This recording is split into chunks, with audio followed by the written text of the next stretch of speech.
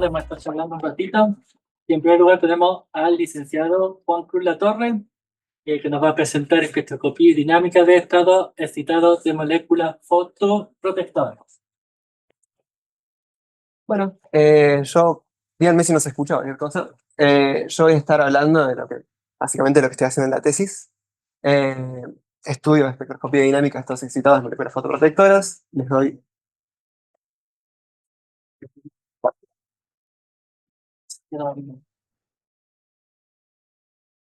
Estamos bien, por suerte. Bueno, les doy un poco de contexto. Hay informes en los últimos años de un aumento en las tasas de cáncer de piel que son alarmantes, y también hay un boom de la industria de productos anti-age. Entonces es de interés para la industria farmacéutica intentar producir protectores solares más eficientes. Para eso sería útil saber cómo funcionan. Entonces, basados en ese criterio, hoy entendemos que existen dos tipos de protectores solares, que son los físicos o bloqueadores y los protectores químicos.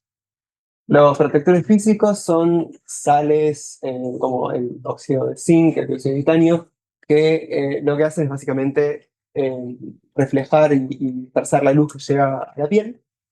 Y los protectores químicos, bueno, son moléculas aromáticas muy conjugadas que funcionan todas más o menos de la siguiente manera. Absorben la radiación UV muy eficientemente, pasan al estado excitado. En el estado excitado sufren una serie de transformaciones geométricas que les permiten llegar a una región en la que la superficie de energía potencial del estado excitado puede acoplarse con la superficie de energía potencial del estado fundamental, y ahí se produce una conversión interna. Vuelven al estado fundamental, y en el estado fundamental quedan con un exceso de energía que pueden disipar en forma de calor para retornar a su forma original y que se repita el ciclo. Por lo tanto puedan protegernos de la radiación. Entonces, estas transformaciones geométricas que pueden sufrir estas moléculas, bueno, pueden ser muy variadas, hay muchísimos mecanismos, y nos interesa estudiar esos mecanismos y también cómo las interacciones con el medio pueden alterar esos mecanismos y por lo tanto alterar la capacidad de fotoprotección. Entonces, la molécula de la que les voy a hablar hoy es la oxibenzona, que es una molécula de uso comercial muy amplio. Lo podemos encontrar en el Thermalox azul. Sobre esta molécula ya hay publicaciones que proponen un método de relajación en el estado fundamental, que consiste básicamente en una transferencia de este protón o de hidrógeno, no se sabe muy bien, en el estado excitado, acompañado de una torsión en el enlace carbono-carbono central. También hay estudios de interacciones de esta molécula con cationes de metales alcalinos y a diferentes pHs, pero esos estudios están hechos en fase condensada y a temperatura ambiente. Nosotros en el grupo podemos hacerlos en fase gaseosa y en frío, lo que nos permite obtener espectros con mucho mayor resolución y por lo tanto sacar más información.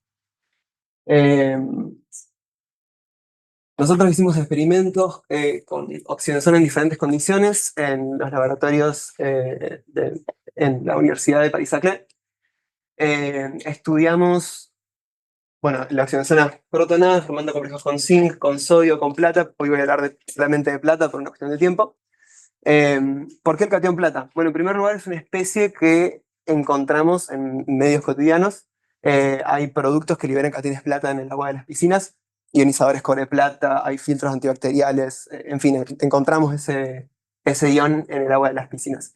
Y además el grupo tiene experiencia trabajando en complejos de moléculas aromáticas con catión plata, y lo que se ha observado es que tras la irradiación de estos complejos, en el estado excitado se forma un complejo de transferencia de carga que deviene en la formación del radical catión de la parte aromática del complejo.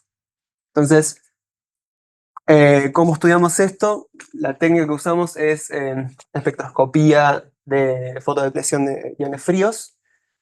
Acá hay un esquema más parecido al real, pero a mí me sirve entenderlo más con cajitas. Entonces, básicamente tenemos una solución donde preparamos los iones que queremos estudiar, los iones de interés, y llevamos esos iones a fase gaseosa inyectándolos para el ultraspray.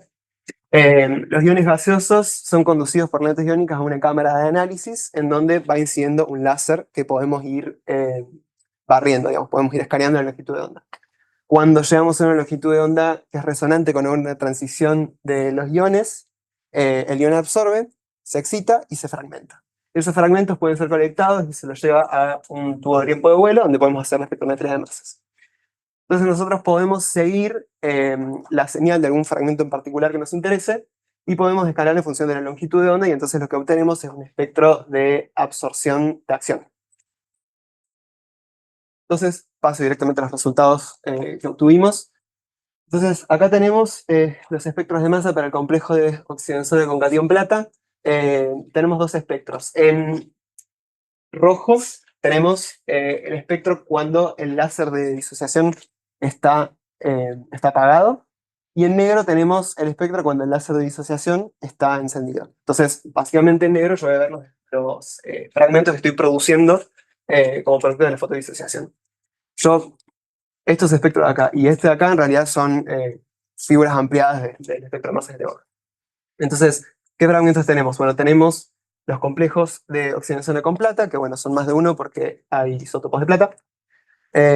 Y los fragmentos que estamos produciendo son fragmentos de masa carga 151 y de 105 que han sido reportados para oxidazona neutra. Producimos, bueno, acá tenemos los fragmentos del catión plata. Y después tenemos el fragmento de oxidazona protonada, el radical catión de oxidazona y el radical catión que perdió un hidrógeno. Entonces está ocurriendo lo que se había visto en varias otros sistemas estudiados por el grupo, en donde se forman radicales cationes a partir de la fotodisociación de estos complejos. Bueno, como había dicho antes, yo lo que puedo hacer es elegir fragmentos para poder monitorearlos en función de la longitud de onda y así obtengo los espectros de absorción de acción. Nosotros seguimos el fragmento 105, 151, los fragmentos de plata y el radical catión. Entonces, bueno, de acá ya se puede sacar información interesante, por ejemplo, entre los 380 y los 400 nanómetros, tenemos que la cantidad o la señal del radical catión es mucho mayor al catión plata y esa tendencia ya no se observa entre 300 y 340 nanómetros. Y lo que nos está diciendo eso básicamente es que a mayores energías, a menores longitudes de onda, se está habilitando el canal de formación de catión plata que comienza a ser competitivo con el canal de formación del radical catión. El radical catión no ha sido reportado, entonces nada, nos interesaba caracterizarlo espectroscópicamente. Entonces para eso hago un repaso del esquema experimental.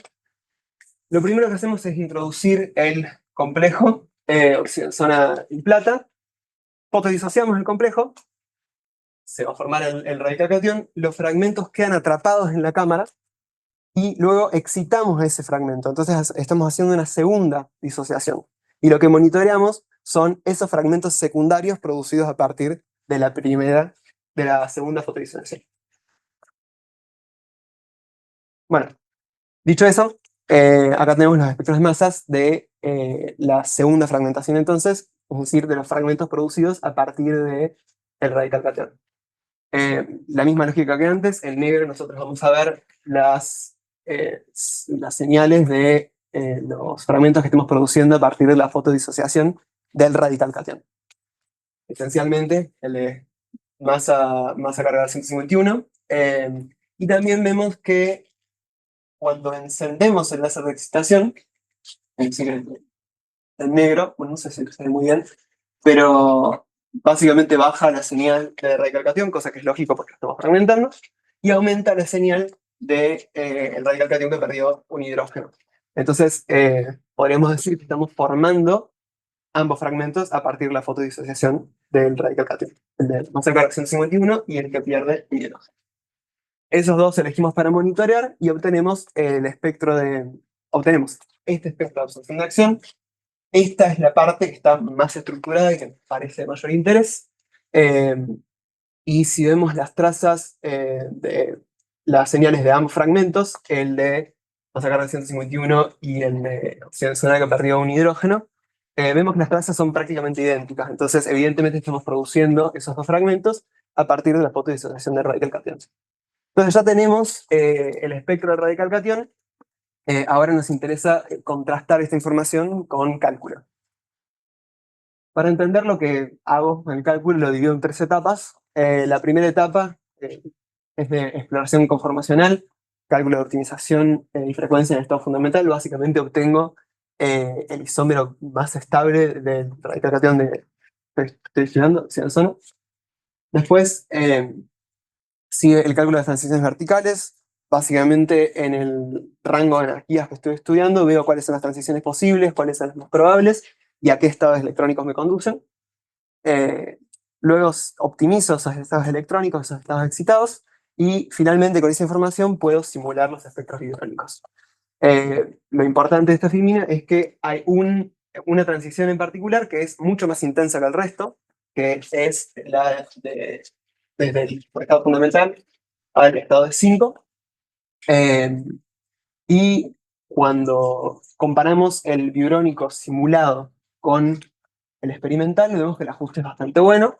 Acá en esta figura simplemente tenemos el espectro biurónico pero simulado con diferentes anchos de banda. Eh, y también lo que nos permite el cálculo es bueno, saber cuáles son los orbitales del estado excitado al que estamos llegando. Eh, con el ancho de banda, eh, a ver, el simulado acá esto es el medio ancho de banda, entonces serían 40 centímetros a la menos 1. Y si hacemos un ajuste con una lorentziana a esta banda, eh, vemos que el ancho de banda es también de 45 centímetros a la menos 1. Utilizando el principio de incertidumbre podemos estimar cuál es el tiempo de vida de este estado excitado que es responsable de ese espectro, y es de 117,13 femtosegundos. Este tiempo de vida es razonable para los mecanismos que han sido propuestos eh, para oxidenzona en bibliografía, y también es razonable tener en cuenta la estructura de los estados excitados, de la superficie de energía potencial de los estados excitados. Que eso es más o menos lo que tengo en este gráfico. Eh, a ver, lo explico rápido. Estos son, cada una de estas columnas, si quieres, son geometrías del radical catión de oxidenzona. Y yo tengo estos valores en cada columna que representan qué energía tengo en esa geometría para cada uno de los estados excitados. Entonces, lo que estoy haciendo es básicamente una especie de censo de las superficies de energía potencial, el estado fundamental y de los estados excitados. Y lo que puedo ver ya en este censo bastante limitado es que ya veo cruces en las superficies de energía potencial. Esos cruces me indican que podría haber conversión interna y por lo tanto tiene sentido tener un tiempo de vida que sea tan corto. Todo esto fue hablando de un solo isómero. Las cosas se complican muchísimo más cuando tengo más. Eh, Nosotros comenzamos a hacer los cálculos para este otro isómero. Básicamente tuvimos que las transiciones que podían darse para ese isómero eran muy, muy débiles, entonces no aportaban lo suficiente al espectro experimental, pero todavía no hemos hecho cálculos para estos isómeros. Así que eso es una tarea para el futuro. Bueno, me quedó esta filmina, pero básicamente era para mostrar lo complejo que puede llegar a ser si empiezo a considerar isómeros. Entonces, bueno, conclusiones. La primera conclusión que quiero destacar, yo tengo el complejo formado por oxidenzona, que es una molécula fotoprotectora de muy amplio uso comercial, y catión plata, que es un catión que yo encuentro en el agua de las piscinas en entornos cotidianos. Este complejo absorbe radiación UVA, o sea, si nosotros volvemos al espectro de absorción de acción, absorbe radiación UVA que no es filtrada por la atmósfera. Entonces se puede producir la fotodisociación y entonces la producción de un radical catión directamente sobre nuestra piel. Entonces, nada, tiene una implicancia biológica directa porque sabemos que si producimos un radical catión, se suma todo el circuito de las reacciones que inducen la producción de especies reactivas de oxígeno, que producen la peroxidación lipídica, y todo lo que ya sabemos. Y después, como conclusión más espectroscópica, logramos identificar al isómero y transición electrónica responsables del aporte principal al espectro experimental observado. Eventualmente, cuando estudiemos los otros isómeros, podríamos llegar a ver algún aporte de esos. Y bueno, como perspectiva futura, quedan hacer cálculos con los complejos con plata, sodio y zinc, que yo hasta ahora estoy hablando del radical catión, no de los complejos, eh, y de los isómeros, que es lo que acabo de mencionar. Después queremos implementar NewtonX, que bueno, es un paquete de cálculo que básicamente nos permite tener una descripción más completa de la dinámica del estado excitado. Y el trabajo experimental futuro que planteamos es el estudio de la influencia de la absorción de óxido en zona en superficies de dióxido de titanio por espectroscopía SFG. Básicamente, el dióxido de titanio es uno de los protectores físicos que había mencionado al principio de la charla. Entonces, yo, en todos los protectores comerciales, yo voy a tener una mezcla de químicos y físicos. Y voy a tener una emulsión que tiene presentes partículas, por ejemplo, de dióxido de titanio. Esas partículas tienen una superficie en la que se puede absorber la óxido en zona. Creemos que se puede absorber por el grupo H, el grupo carbonilo, de acá. Y digamos, ese sector de la molécula es el que está involucrado en la transformación geométrica que llega a la comparsión interna.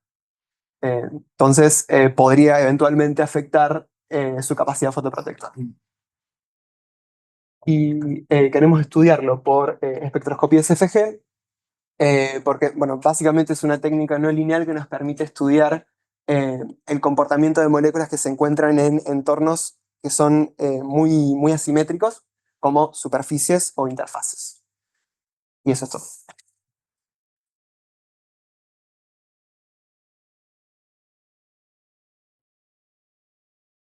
Bueno, muchas gracias, Juan Cruz. Tenemos tiempo para preguntas.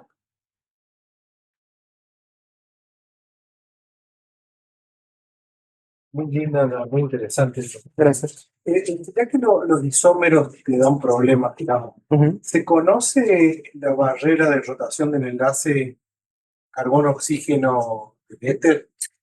Digo, porque de eso va a depender cuánto te va a contribuir un isómero o el otro.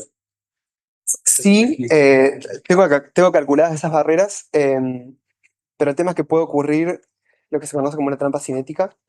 O sea, yo, digamos, ojalá tuviera un pizarrón acá, pero yo, digamos, le doy muchísima energía al complejo cuando le doy un fotón, ¿no? Y eso supera por mucho la barrera de rotación. Ujú. Lo que puede ocurrir es que retorne, digamos, o sea, como que dispersa la energía, y como estamos en frío, si el isómero, digamos, si un isómero se enfría en una posición o en otra, puede ser que la energía a la que nos encontramos esté muy por debajo de la barrera. Entonces, como que los congelamos en esa posición, y eventualmente podrían afectar al espectro porque el espectro es tomado en frío. Y lo último, cuando vos hablas del radical catión de la benzofenona esa, Ujú. no me doy cuenta si ya cuando está como radical catión sigue acomplejado con la plata o no. No, se rompe el complejo. Y otra pregunta acoplada a esa es, ¿qué pasa cuando no hay plata con eso? ¿Cómo que qué pasa? O sea, digo, es Yo el... te digo, vos los estudios que he hecho los he hecho en presencia de plata, Ujú. nunca más. Sí. Si no hay plata, ¿sufren los mismos procesos? O sea, ¿se forma un radical catión? ¿No se forma? ¿Es más estable? No se ha observado. O sea, el radical catión se va a formar en presencia de plata. Hay estudios espectroscópicos de la oxidenzona sola, no se ha observado el radical catión. O sea, es como que la plata induce ese complejo de transferencia de carga en el estado excitado, que es lo que... O sea que para que le pase todo esto que vos Tiene que haber plata. tiene que haber. Ujú. Pero lo que digo, lo importante de esto es que la plata está en medios cotidianos. Está bien. Entonces, digo, el proceso ocurre o podría ocurrir Hay eventualmente. chances de que- Sí, Claro. claro. Gracias. Hola. Me perdí en algún momento, pero mi pregunta es, ¿por qué? Mi pregunta capaz que es por esto me perdí. ¿Por qué descartan el proceso de transferencia de protón en el estado excitado? Porque es algo que es clave de este tipo de compuestos hidroxi, el sulfenol en este caso, y es un proceso muy rápido, que es la cosa que plantea Alejandro, que cuando si excitáramos solo este compuesto, lo primero que va a hacer es eso. Ujú. Entonces mi pregunta es, si es factible primero ese proceso y después lo que ocurre con la plata cuando se compleja. Eso sí. O si ya vieron, por ejemplo, vos planteas un complejo, si ven en el estado fundamental un complejo con plata y por eso piensan que están excitando ese complejo. Se ve en el estado fundamental el complejo con plata. No sé por dónde empezar a responder. Sí. Pero a ver, la transferencia de protono e hidrógeno no se sabe muy bien. No está, en literatura no están, digo, está la discusión presente si es un protono o un hidrógeno excitado. Esa transferencia se da y lo que formás eventualmente es el otro isómero, digamos. Entonces, sí, el tautómero, gracias. No me salía mal. Sí, Formás el un derivado ceto que está muy Ujú. No se forma el radical cation, digamos. Volvés a la forma ceto. Y, ay, no me acuerdo qué más. No, y esto de que dejaste de decir, estás hablando de un complejo de transferencia de carga, Ujú. si formas el complejo previo en el estado fundamental, estás excitando eso y de ahí ocurre toda esa química. Porque mi pregunta es, si vos excitas solo el carbonilo, va a ser su química que ya está, o sea, que es clave en este tipo de compuestos. Ujú. Entonces, nada, eso. O sea, me estás preguntando si formo el complejo de transferencia de carga en el estado fundamental o en el estado excitado. Si tenés un complejo en el estado fundamental y es eso lo que estás excitando, Sí. y de ahí ocurre la química. O estás excitando el carbonilo, que luego se acompleja la plata, y ahí ocurre la química que estás planteando vos. Ujú. Porque si es la segunda que te estoy diciendo, si vos excitas el carbonilo, ¿por qué descartas la química que ocurre en el estado excitado de ese carbonilo, que es rápida, la transferencia de protón y todo lo que ocurre? No sé cómo contestar, pero ni idea. Lo que pasa Y es por- no es un experimento de solución. Entonces, nosotros partimos de la solución de tener una mezcla, pero cuando llega a la zona de análisis es un espectrómetro de masas. Entonces, nosotros aislamos la masa del complejo. Y sabemos que lo único que tenemos en la zona de interacción con el láser es el complejo con plata. ¿Sí? Sí, seleccionaste. exactamente. Si hicimos de todo lo demás y necesitamos eso. Si no, si hubiese sido un experimento más bull, sí, tenés todas las posibilidades. Claro. Pero en este caso sabemos que lo único que hay para explicar es el complejo. Y en el caso del complejo está bloqueada la transferencia de Claro. protón. Si no, ese es el mecanismo que tiene la opción sola. Entonces, la primera opción.